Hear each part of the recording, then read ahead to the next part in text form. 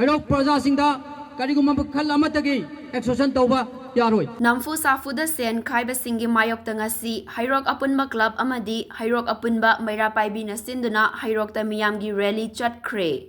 Loinana mifam amasu pangthoktuna Heirokta Praja Singdagi Karigumba Makhal Amatagi Extortion Touba Yaroi Amadi Heirokta Maram Chadana Mitop Amata Changba Yaroi Haiba Warepsu Lowkre. Heirokta Meeyam Amadi Tongan School gi Mahairoi Singna Sarukiyaduna Chatkiba Ngasigi Rally Adu Heirokta Part 1, Part 2 Amadi Part 3 gi Tongan ba Mafam Singdagi Hauduna Laklaba Matungda Heirokta Part 2 Polo Ground da Lamthungfam Oiki. Namfu Safuda Paisa Kaiba Singi Mayokta Kholau Kayaga Loinana Meeyam Amadi Mahairoina Lakliba Rally Aduna Heirokta Part 2 Polo Ground Yorakpaga Meeyam gi Mifam Amasu Pangthokhi.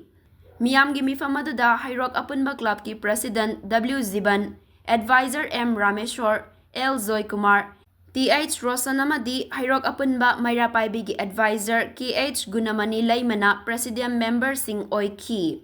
Ngasigi Meeyam gi Rally Amadi Mifam Gamari Lainana Heirokta Apunba Club ki President W. Ziban na haikibada Heirokta tongan ba Maikaidagi Khut Thingzilakpa Mayam asina Heirokta Meeyam da akiba faurakpa maramna Aki tuzungba poknarakliba asidagi ngakthoknaba pandamda Club Kunmari Amadi Mairapaibi Singa Tanaraga Ngasigi Rally Amadi Mifamasi Pangthokpani Dr. Singh yauna Heirokta posting taba Miyoi Singh akiba faunare Heirokta Thauna Lingzelbu namthanaba hotnariba kharana akiba asi fauhanba haibasi Heirokta Meeyam gi mangjabani haireduna ngasi haiba numit asidagi Heirokta Praja Singdagi karigumba Makhal Amatagi Extortion Touba Yaroi Amadi Heirokta Maram Chadana Mitop Amata Changba Yaroi haiba warepsu laure haiki. Extortion Touba!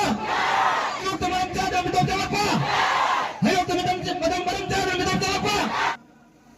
Aduna ako'y masin bab taminasi atay jati sing tadaba An Warepta Heirokta Praja Kariguma Makhal Amatagi Extortion Touba Yaroi. Ani Subda Heirokta Maram Chadana Mitop Changlakpa Yaroi.